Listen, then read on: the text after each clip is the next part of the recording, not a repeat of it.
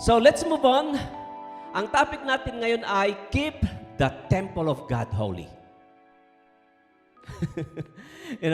Keep the temple of God holy. And we're not going to talk about yung templo ng Diyos as in physical. We're going to talk about honoring God through your body. How do we honor God sa pamamagitan ng ating mga katawan? So we are at sermon number 4. Sa ating sermon na ito, sa series na ito, Honoring God. Ang tawag natin dito ay yung 5 T's of stewardship. Ibig sabihin, we are steward of these things. Remember our definition ng disciple? Hala, baka nalimutan na nila. Okay? Hopefully, every week na namin itong babanggitin. Huwag mo munang iikwan na, Janica. Ano yung definition natin ng disciple? Disciple?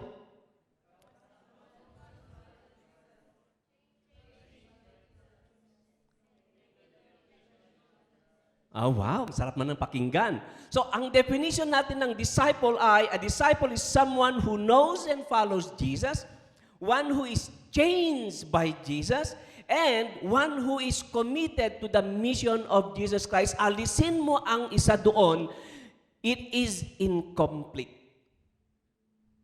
Okay? So, sasabihin na natin, I know naman about Jesus Christ. I go to church nga every Sunday, Pero your life is not changed. Your being a disciple is incomplete. Okay? Well, wala naman akong bisyo, wala naman akong ginagawang masama. I'm living a Christian life. I am good.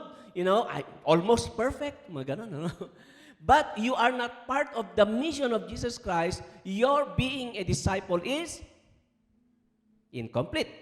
Okay? So, yun ang definition natin. And that's why we are talking about these things para, magkaroon tayo ng whole understanding of being what it means being a Christian. So with that goal, so far, we look at treasure, number 1, Yes, we honor God with our treasure. Yes, we worship God with our treasure. The way you handle your material things, especially your finances, is a spiritual matter. Okay?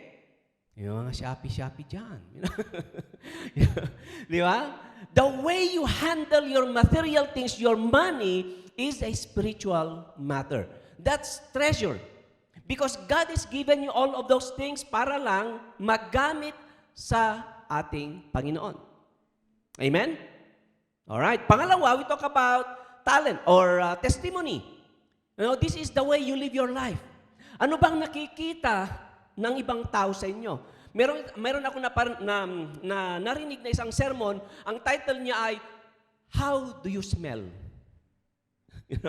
Ibig sabihin, when people look at you, how do they look at you? Si Jeruel. Ano yan? Wag kayong sasagot, baka naman sasagot kayo. Kung titingnan nyo si Jeruel, for example, wag kayong sasagot, Okay? Ano kaya ang masasabi nyo sa kanya? Di ba? Yung mga tipong ganun, di ba? Meron bang negative na lumalabas? Meron bang humility na nababanggit?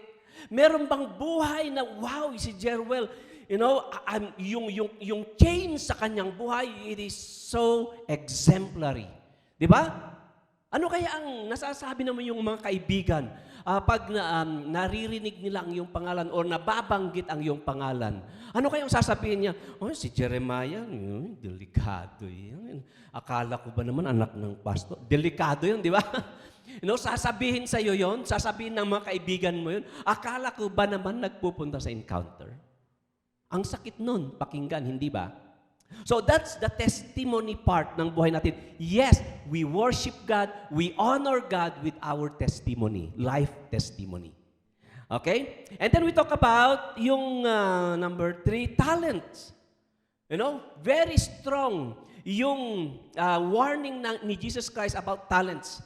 Alam niyo yung talents na ginamit ni Pastor Grant last Sunday? Merong binigyan ng 3 talents. Anong ginawa niya? He put it into work at naging 6 pa. 10 pala yun. And then yung 5, he put it into work, naging, nadoble pa. And then yung isa, na binigyan ng isa, kaisa-isa na nga hindi pa ginamit. Anong sabi ni Jesus Christ? Take that servant away and put him into the lake of fire. Di ba? And burn him. Destroy him. And take that talent away from him and give it to someone else. Can you imagine? Kaisa-isa na nga yung talent mo, pagkanta, di mo pa ginagamit. Di ba? Wow. Baka naman kakanta na tayong lahat, ano? And so, of course, today we're going to talk about temple. The temple. Keeping the temple of God holy. This means, how do you honor God through your body? Because this is the temple of God. This is the temple of the Holy Spirit according to our text. Okay? Now, though it is very uncomfortable to talk about sex. Sex is everywhere. Lalong-lalo na sa generation natin, hindi ba? Tama? Very rampant. It is in our advertisement. Hindi ka makakakita ng advertisement about tobacco, about liquor, wine, kung walang halos hubad na babae na picture. Tama? Bakit kaya? You know? The sad thing in our generation is we have sexualized everything. You know? Kahit nga yung mga beauty pageant ng mga bata, pinagbibikini na rin. Mga bata, mga 7 years old, mga 8 years old. Bakit kaya? Well, yun yung generation natin eh. Pero is it right? Ano, Peter? Tama ba? Yung mga nangyayari sa ating paligid ngayon. It is, ang sabi nga nila, advertisement about these things are rampant. It sells because sex sells.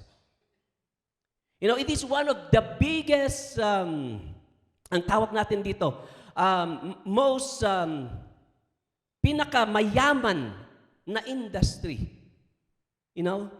about sex. Nung una, 20 years ago, mga magazines, may nakikita ko sa inyo na kung minsan nagdadamit ng Playboy. Alam niyo ba ang ibig sabihin nun? It's a sex company. Okay? Pornographic company ang Playboy. Minsan mga Kristiyano, very kwan pa, Playboy yung kanilang mga damit. How about Penthouse? It's the same thing. It's a sex company. So sana naman, di ko na kayo makikitang nagdadamit ng Playboy or pen shop.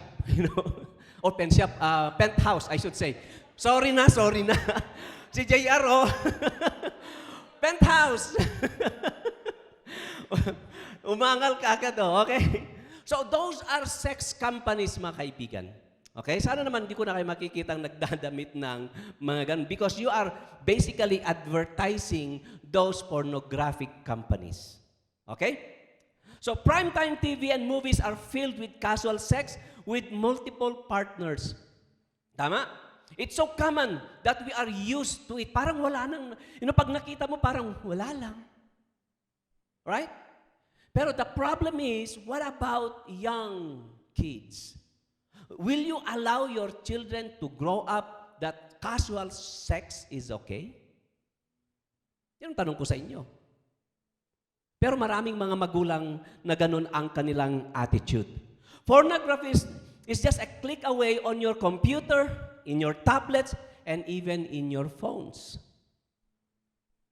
Right?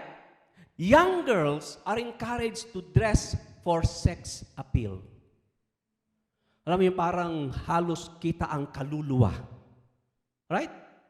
Because, wow, I am beautiful. Kung marami nga naman nakatingin sa'yo, parang feeling mo beautiful, hindi ba? Or gwapo. Kasi pati mga lalaki na rin.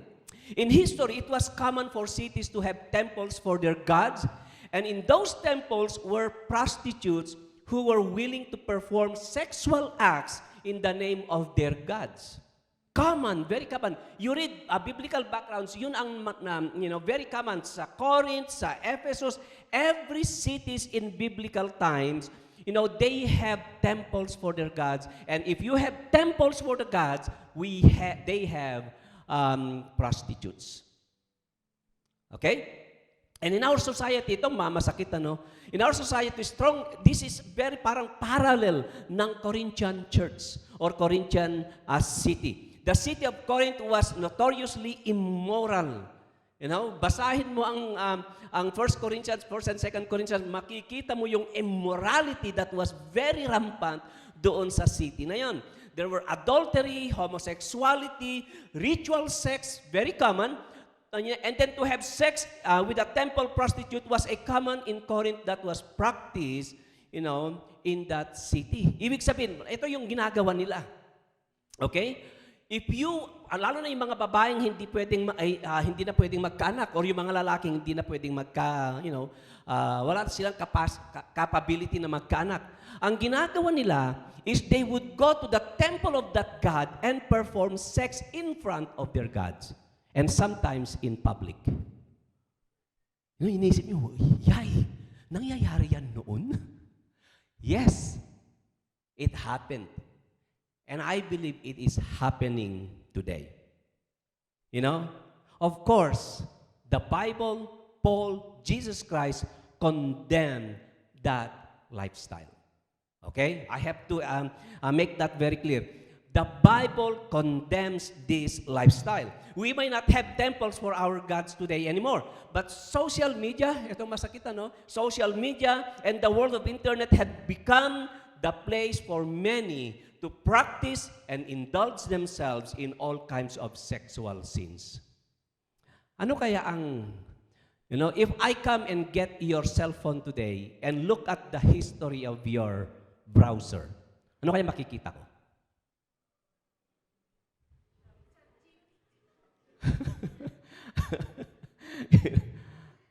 Ano ay makikita ko? And if I look at kung ano yung browse mo, even your chat GPT, okay? Ano kaya ang makikita ko? Ano kaya makikita ng Diyos kung bubuksan niya? Actually, alam na niya eh. Hindi ba? So, it is very rampant, and that is why the Bible talks about this very openly dito sa Bible. So let's read yung text natin para mas maintindihan natin. 1 Corinthians chapter 6. Ganito ang sabi. Or do you not know that I'm reading from, I think that's a different version. I'm reading from the New International Version. Ang sabi niya, or do you not know that wrongdoers will not inherit the kingdom of God? Wow. Hindi niya sinabing sinners, wrongdoers. Okay, will not inherit the kingdom of God. Man, thank God for Jesus Christ because He saved me. Kasi pag in-apply natin ito sa ating lahat, wala nang papasok sa langit. Hindi ba? Do not be deceived, ang sabi niya. And of course, He is talking to Christians. Alright? Remember, Paul is talking, in this passage, talking to the Christians. And he is saying, wrongdoers. Ba't sinasabi ko ba kung wrongdoers? Mga Corinthians? Probably. Okay? Do not be deceived. Ang sabi niya, neither the sexually immoral, inuna pa. Sexually immoral. Ano ibig sabihin ng sexually immoral? Anong amen? Maybe nang aagaw ng may asawa o ng may boyfriend. Having sexual relationship. Sex outside marriage. Pornography. All of those are sexually immoral acts, nor idolaters. Anong ibig sabihin ng idolaters? These are the people who are worshiping gods. Ibig sabihin yung mga images. Pero today, the number one idol today is yourself. Pansinin niyo yung mga post ninyo sa Facebook. What is it all about? It's all about me. Me, me. Nobody else but me. Tama? And then of course, adulterers. Binanggit pa ulit. Nor men who have sex with men. Nor thieves, or women with women. Nor thieves, magnanakaw. Nor the greedy. Nor the drunkards. Aba, delikado tayo nito. Baka dito tayo bagsak, ano? You know? Nor the drunkards, nor the slanderers. Ano yung ibig sabihin ng slanderers? Marites.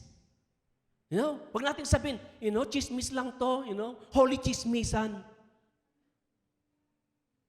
You know, when you slander somebody as if you have killed that person, you have destroyed that person's life. When you are, etong masakit ginamit na natin, babanggitin ko mamaya, pero gamit na natin ang social media natin to kill, destroy other people. Etong tanong ko sa inyo, paglabas ba natin sa encounter ngayong araw na ito, ano kaya ang laman ng mga messengers ninyo? Ay, alam mo ba si Tricia ay, ganun ba? Okay? Slanderers ang tawag doon. Okay? Nor swindlers, manloloko. Ang daming manloloko ngayon, di ba? Ginagamit ang mga text message, ginagamit, nanalo ka ng ganito, ipadala mo yung bank account mo, ibibigay namin sa iyo. Ang tawag natin sa kanila, swindlers. Okay? Nawala tuloy ako. Swindlers. They will not inherit the kingdom of God. And that is what some of you were. Wow, tawag ni Apostle Paul. Ganun kayo noon. Okay? Meron pa bang slanderers dito? Wag naman sana. Meron pa bang manginginom dito? Walang amin. Meron pa ba? Wag naman sana. Kasi ang sabi ni Paul, ganun kayo noon. Okay? Ganun kayo noon. Pero ang sinasabi niya, hindi na sana ngayon. Okay? Remember yung definition natin ng disciple? Changed by Jesus Christ. Okay? So, that is what some of you were.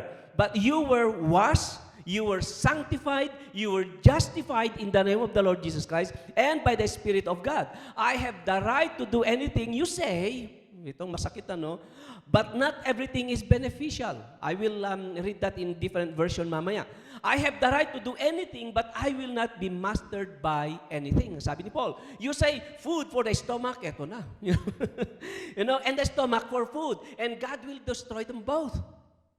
Why do you concentrate on them? Ang sabi ni Paul, the body, however, is not meant for sexual immorality, but for the Lord, and the Lord for the body. God owns your body. God created your body. Ang sinasabi ni Paul, therefore, make it clean. Make it holy. Because your body belongs to God. By His power, God raised the Lord from the dead, and He will raise us also. That is why we need to keep this body holy. Okay? Do you not know that your bodies are members of Christ Himself? Can you imagine that? Ang katawan natin bilang binili ng ating Panginoon sa Kanya ito. Pag-aari niya ito. Okay? And then, shall I then take the members of Christ and unite them with prostitutes? Never.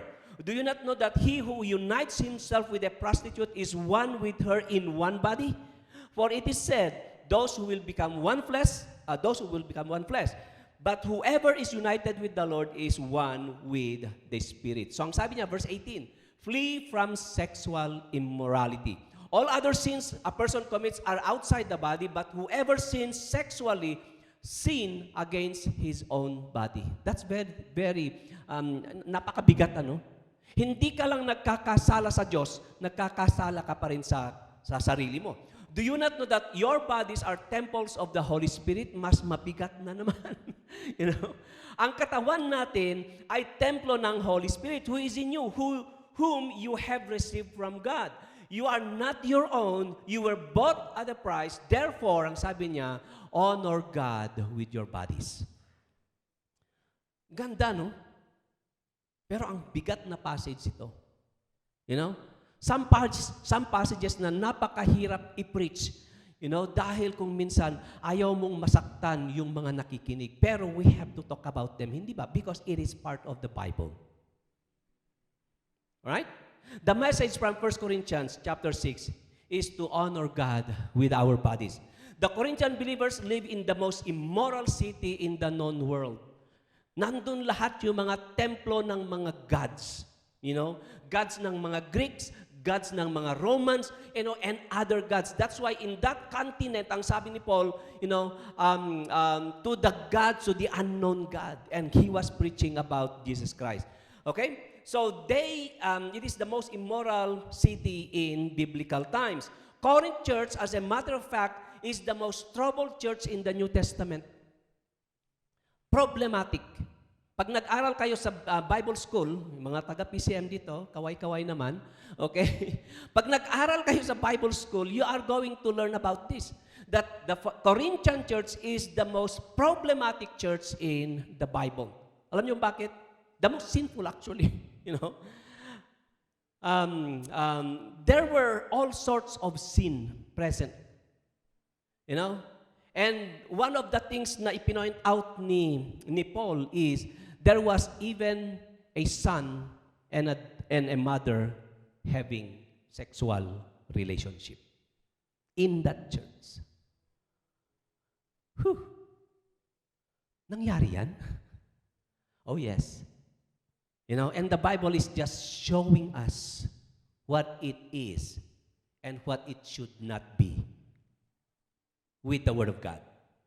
So here is a very interesting part. The Bible looks at a human being as a whole entity. Body, soul, and spirit. Hindi ba? Body, soul, and spirit. Ang tao ay body, soul, and spirit. But the Corinthians, under Greek influence, look at human being as body and spirit without a soul and look down on the value of the body in two ways. Okay? Unang-una, they would look at life in the flesh more as a mere commodity. Ibig sabihin, si Peter, he can die anytime. You use human being for your own advantage. Di ba? Yun ang una. Pangalawa, since we only live once, it is best to live life without restraint and that all that matters is physical pleasure. Yun ang paniniwala ng mga Corinthians. Do everything and anything as you desire because you only live once. Di ba? Yun ang nakikita natin ngayon. YOLO? Tama tawag doon? You only live once. Yun ang motto ng mga Corinthian church. So, do everything you want. Yun ba ang motto ng mga Kristiyano? Okay? You ought to live responsibly. Sounds like our world today, hindi ba? It was the second option that crept into the church at Corinth. The culture of the world crept into the church that hindi na nila pinapakinggan yung salita ng Diyos, yung Bible, kundi pinapakinggan na nila yung mga nabubuhay outside the church. Ibig sabihin, instead of being light and salt of the world, yung influence ng mundo, yun ang pumasok sa church. And it was destroying the church. So this is the reason why Paul in this passage reinforced the spiritual truth that we are in this world, but we are not of this world. Okay? We are just passing through. Yes, you may live 80, 90. Meron lang akong kakilala, kamamatay lang niya last month, 102. Pero your life is not for this world. Your life is far better than this world. Meron tayong buhay na mas gugustuhin natin if we only understand what it takes. Okay? We live here momentarily, but we are not from this world. We are a body, soul, and spirit. And that whole entity belongs to God. So whatever we do merong effect sa ating buhay. Merong effect sa ating kaluluwa. Merong effect sa ating mga espiritu. Okay? So tingnan natin. For example, God's instruction about our body in the Bible. Ito yung mga passages. Napakakulay. Okay. Before we dig deeper on this lesson, sa text natin, here are passages from the New Testament about what must we do with our body. Number 1, 1 Thessalonians 5:23, sabi ni Paul, may God Himself, the God of peace, sanctify you through and through. Ang ganda, no? Through and through. Hindi lamang pansamantala or konti lang. And then sabi niya, may your whole spirit, your soul, and body be kept. Ano sabi niya? Ano ibig sabihin ng blameless? Ano ibig sabihin ng blameless, Dewani? Spotless. Para kang gumamit ng Tide. O diba? Para kang gumamit ng Sunrocks. Spotless. So, blameless at the coming of our Lord Jesus Christ. Very interesting, ano? Body, soul, and spirit, blameless until Jesus Christ comes. Pangalawang passage. Okay? Sabi niya, Romans 6:13, do not offer the parts of your body to sin. Whew. How do we do that? You know? Yes, we sin through our eyes. Yes, we sin through our minds. Yes, we sin through our hands. Yes, we sin through our feet. Yes, we sin in every part of our body. Ang sabi ni Paul, do not. Very strong, ano?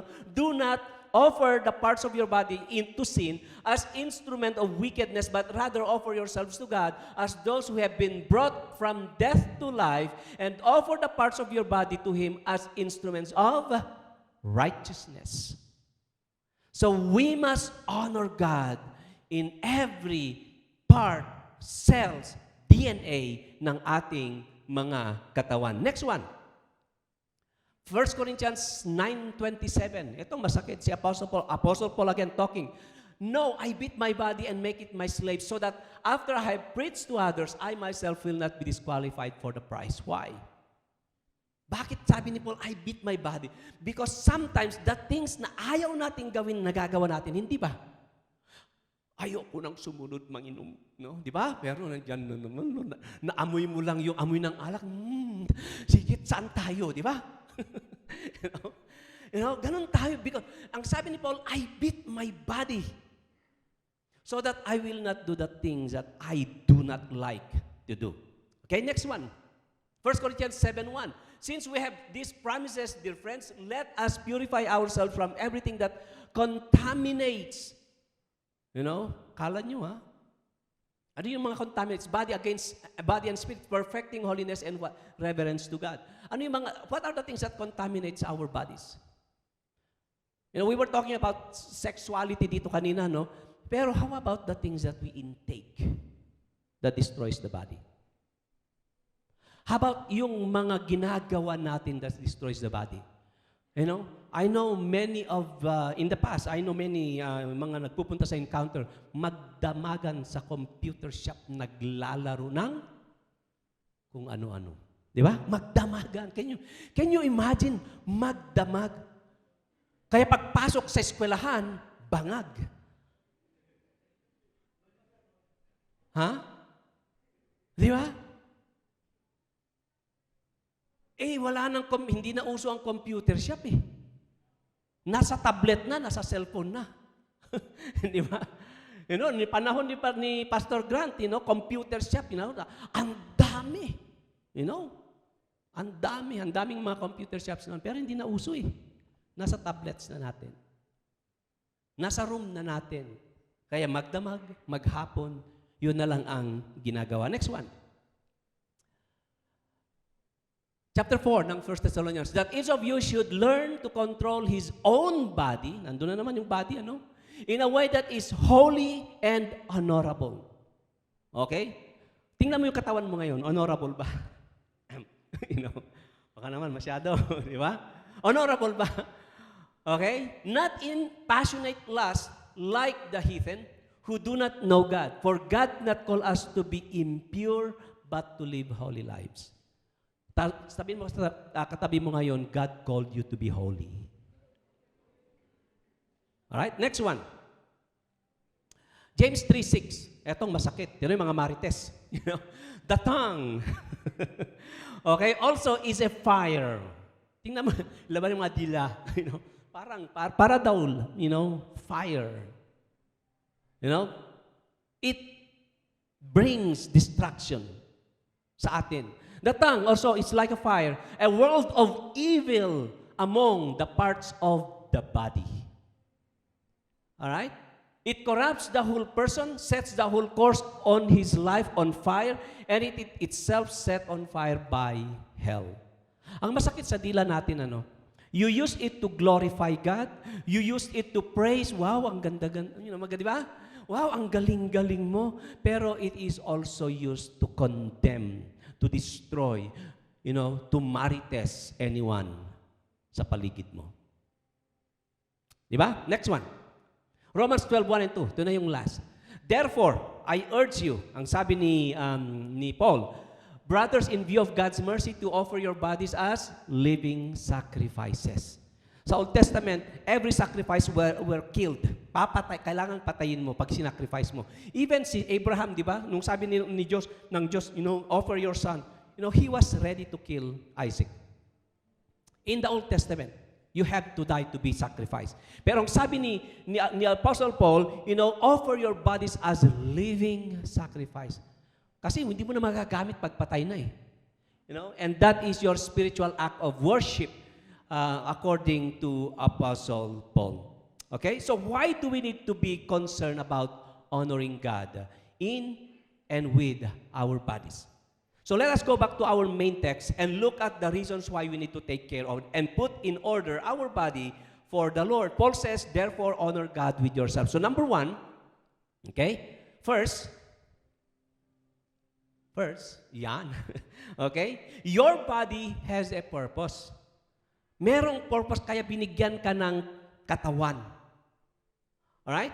And it is bound for the kingdom of God. So, it is meant for the Lord. It is not meant for the desires of the flesh. Yung katawan natin. Look at verses 9 to 11. Do you not know that the wicked will not inherit the kingdom of God? Do not be deceived. Neither, binasa natin to kanina. So, ibig sabihin, it is impossible to truly worship God and continue to give our bodies to sin. Okay? Because if we do, the judgment of God awaits us. Nung iniligtas ka ni Jesus Christ, ginawa kanyang complete, pure, perfect. That's why we must offer our bodies to glorify God. You and I cannot serve the Lord with our lips, professing to be believers, leaders, Christians, disciples, and live in any way we please with our bodies, and expect God to look on the other way. Hindi ko nakita yun. Sasabihin ng Diyos, no eh. God has set in motion that whatever we do, there is a consequence. Hindi ba? Including yung mga kasalanan natin. So what is the final destination of those who continue to sin? Revelation chapter 22. Ganito ang sabi, behold, I am coming very soon. My reward is with me. Babalik si Jesus Christ. Ang sabi niya, I have your rewards. Okay? I have everyone's reward. I like that. Paano nakakuha ka ng reward? Di ba? Pero ang reward, pwedeng positive, pwedeng negative eh. Di ba? I have, my reward is with me, and I will give to everyone according to what he has done. Pag espiritu ko na, wala ka nang magagawa, right? And that is why this body is very important. Verse 13, I am the Alpha and the Omega, the first and the last, the beginning and the end. Verse 14, blessed are those who wash their robes, that they may have the right to the tree of life and may go through the gates into the city. Verse 15, outside are the dogs, those who practice magic arts. Wow, sino yung mga naniniwala ng horoscope dito? Sino yung mga nagpapa-palm reading sa inyo sa session? Those are tinatawag nating magic arts. Okay? The sexually immoral, nandun na naman. The murderers, the idolaters, and everyone who loves and practices falsehood. Now, very general yung last part, hindi ba?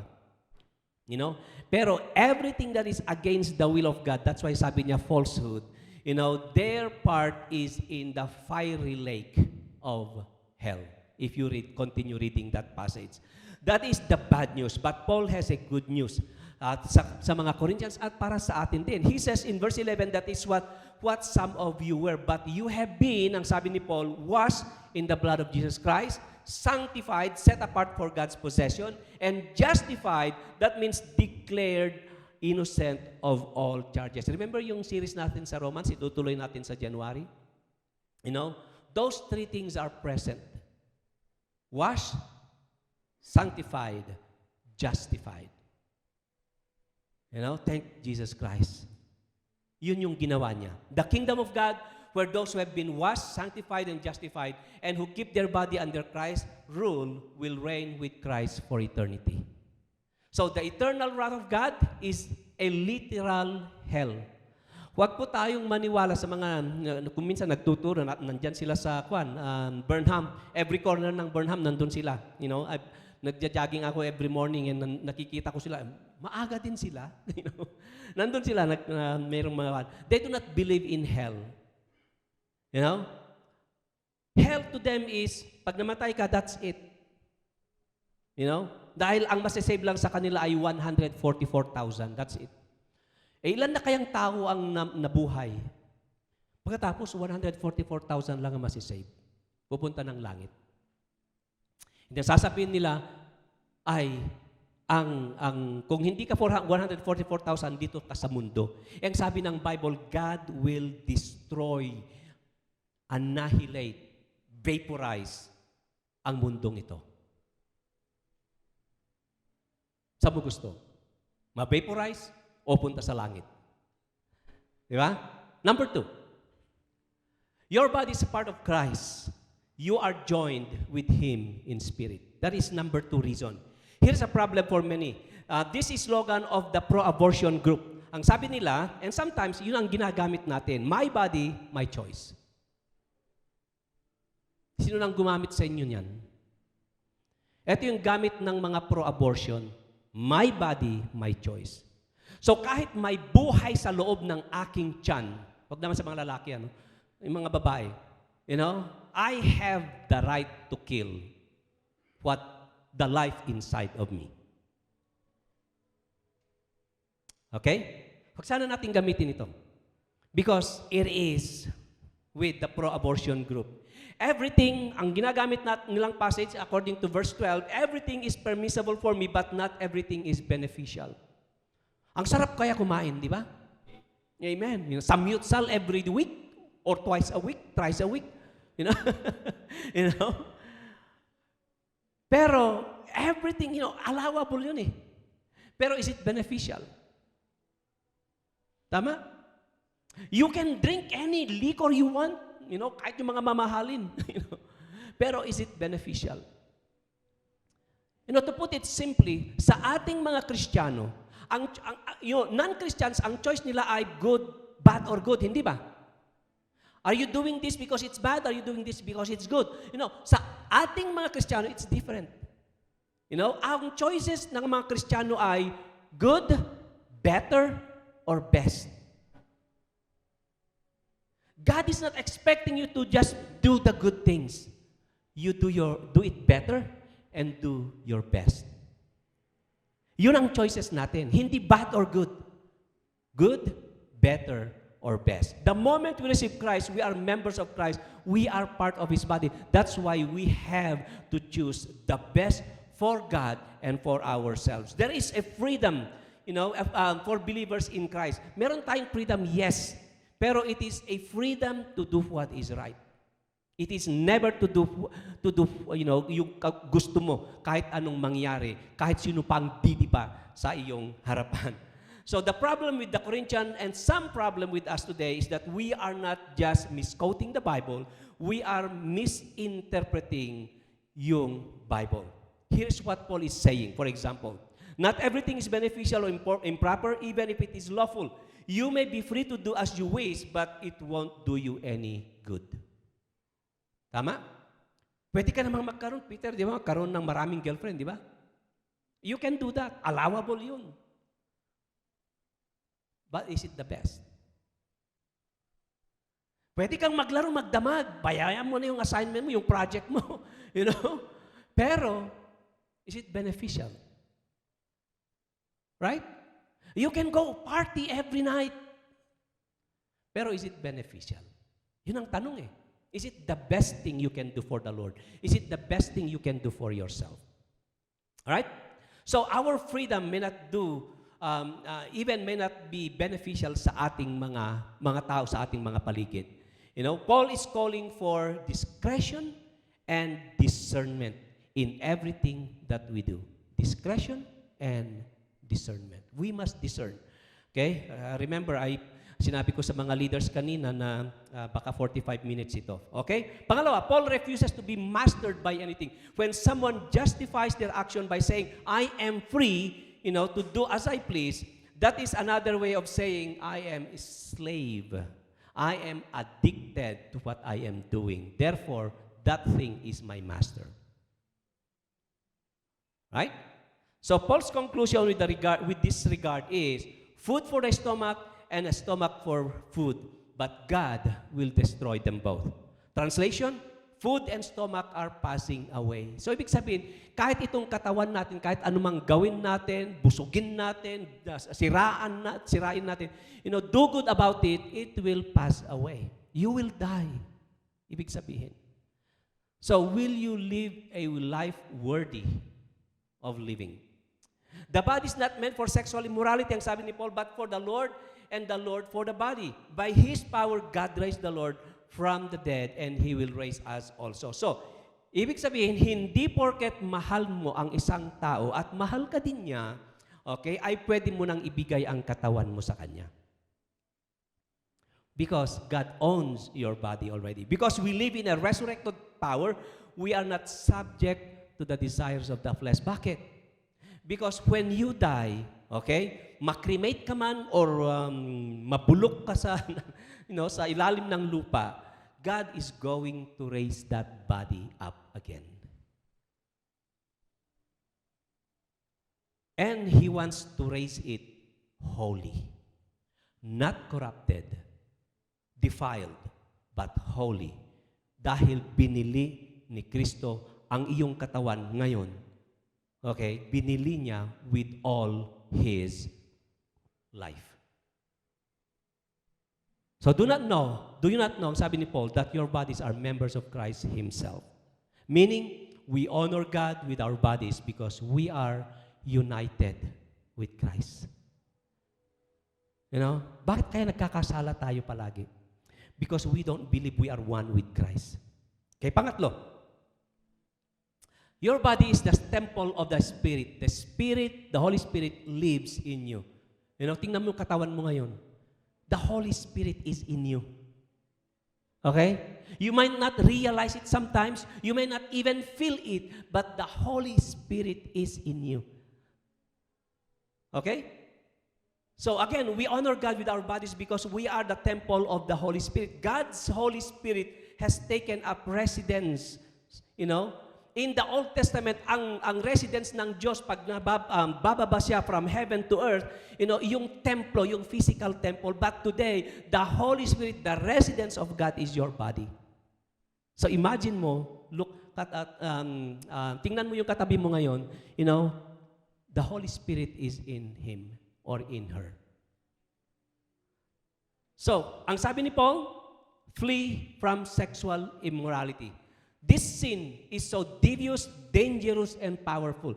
It affects everyone, hindi ba? Babae man or lalaki. Psychologists agree that this is one addiction that is the hardest to break. So Paul offers a sage or a very strong advice. Ang sabi niya, in the presence of sexual sin, run. Kailangan tumakbo ka. Hindi papalapit, dapat papalayo. Okay? Don't mess with the magazine. Don't mess with the TV. Don't mess with movies, with your cell phone, with pornography, because this is a very dangerous temptation or sin. You cannot play around the edges of sin without getting burned. Sabi nga nila, kung sino yung hahawak ng, ano bang tawag nila doon? Yung palayok, siya yung magkakaroon ng, anong tawag natin doon? Sa Ilocano ko lang kasi alam eh. And of course, you are going to be affected. All sins, ang sabi ni Paul, are all other sins a man commits are outside the body, but he who sins sexually sin against the body. Okay? So sex, let me say this again, is designed only for the husband and wife. Nowhere in the Bible says that sex outside marriage is okay. Claro? All right. So overall, in this passage, the Corinthian church were guilty of coming up with all kinds of excuses. Ang dami nilang excuse eh. Remember yung sabi niya, yung food for the stomach, maganon. They were giving Paul yung napakaraming mga excuses to justify their sinful desires, practices, and all kinds of sins. There was a misguided liberty among the Christians in the Corinthian church. And it is the same problem we have today. Ang mistake, ang karamihan nga nangyayari sa encounter kung minsan, pag kinorek mo yung isang tao, anong mangyayari? Galit, aalis. Bye. But for me, it is better to be corrected now than to suffer the consequences of our sins. Mas maganda nga may nagsasabi sa iyo, di ba? Correction is beneficial sa ating lahat, including me, of course. The message of Paul is very direct and very simple. Ang sabi niya, pursue what is profitable, not just allowable. Ang sabi ni Uncle Ben, with power comes great responsibility. All right? Yes, we have our choices, but there is a responsibility that goes with it. Next one, don't be mastered by your addiction and compromise your freedom in Christ. Next, respect your body and the Holy Spirit that lives in you. Remember that God created sex only in the context of marriage. Don't pray that God would take away your sexual temptations. Hindi tama yung kanta ni Imelda Papin ba yun? O tukso, layuan mo ako. Hindi tama yun eh. Ang advice ni Paul, run away. Run as fast as you can away from that temptation. And let us honor God with our bodies, realizing that this body will be resurrected, glorified, incorruptible. So, let's make this body, itong physical na ito, let's make it holy. One time, I posted this sa group chat natin. Di ba? Ang alam nating mga kasalanan ay lying, cheating, stealing, sexual immorality, murdering, pride, envy, ano yung isa? Wrath, and gluttony, and so on and so forth. Those are bad, hindi ba? Pero look at the list. It is also, ano yung mga iba dito? Good things turning to become idols. Your work can become your idol, and it is bad. Your talents can become your idol. Your family can become your idol. Your sports can become an idol. Your music, your social media, your hobbies, your friends, your self-image, your food, your spiritual leaders, your romantic relationship, your church, your ministry can become your idol. And according to the Bible, God hates idols.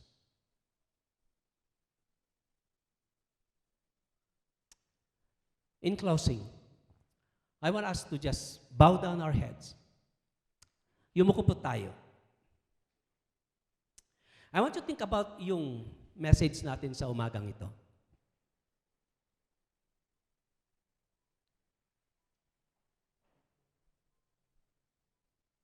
Lahat tayo guilty, hindi ba? Everyone, I believe, and I'm sure of this, is guilty of any form of sexual sins. So, ang challenge ko sa inyo is, do you have something to confess sa Diyos ngayong araw na ito?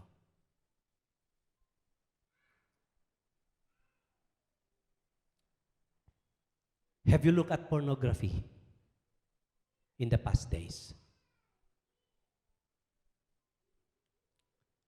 Have you slandered someone, talking about bad things, destroying the reputation of someone in the past? Yung relationship mo sa boyfriend mo, sa girlfriend mo, is it honorable?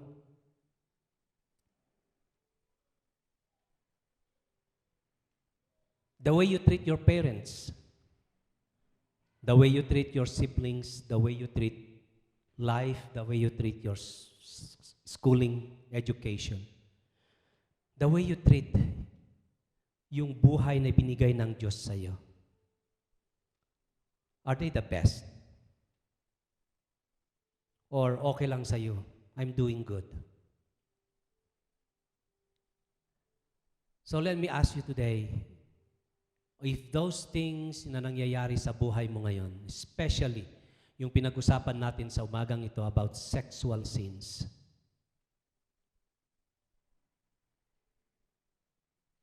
if you have fallen, kung meron kang asawa dito at nakagawa ka ng isang bagay na hindi kaaya-aya, you have sinned against God, against your husband or wife, against yourself, you need to confess that to your spouse and ask for forgiveness. Kung meron kang boyfriend, girlfriend dito and your relationship is not the way God has designed, kaibigan, kailangan mong itigil because it is a dangerous proposition for you and for your eternal life. Kung isa kang kabataan na merong mga addictions, uncontrollable addictions,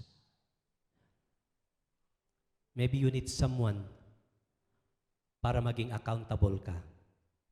Find someone dito sa Encounter. But most especially, lahat ng mga bagay binanggit natin at hindi pa natin nabanggit na alam mo na hindi ayon sa ating Panginoon.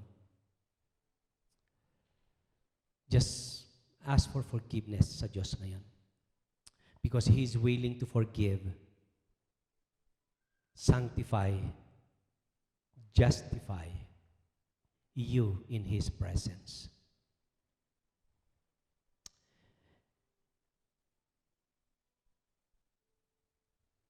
Pray with me. Panginoong Diyos, sa umagang ito, God, we thank you. Thank you dahil binigyan mo kami ng pagkakataon to confess and change our direction, our life. Panginoon, patawarin mo kami sa aming mga pagkakasala, sexually, mga fantasies namin, Panginoon. Yung mga ino-open naming mga websites, yung mga sinasabi namin against other people, yung mga ginagawa namin palihim, yung mga ginagawa namin na alam namin, Panginoon, it is against your design. Panginoon, may you forgive us today and cleanse us, O God, from all unrighteousness and direct us, O God, toward you. Help us to listen, Panginoon, sa iyong mga salita. Help us, O Lord, to be in tune with you in prayer and with your word. Help us, O Lord, to be united with other believers, allowing ourselves to be corrected, Panginoon, when needed. Because, Lord, we know that we cannot live this life alone. We need you, Father. We need other people so that we can be very strong. Forgive us, O Lord, sa lahat na aming pagkakasala sa isipan, sa gawa, sa salita. Forgive us sa past sins namin, mga present sins namin, Panginoon, even the future that we know we will commit. May your grace, Panginoon, flow in abundance sa buhay, sa puso, sa isipan namin, that, Lord, we may be worthy of your salvation. Thank you. Thank you, Father. Thank you, Jesus. Holy Spirit, who is always living in us. Sorry if we disappoint you many times. May you continually living in us, Panginoon. Because all of these things we ask in the name of Jesus.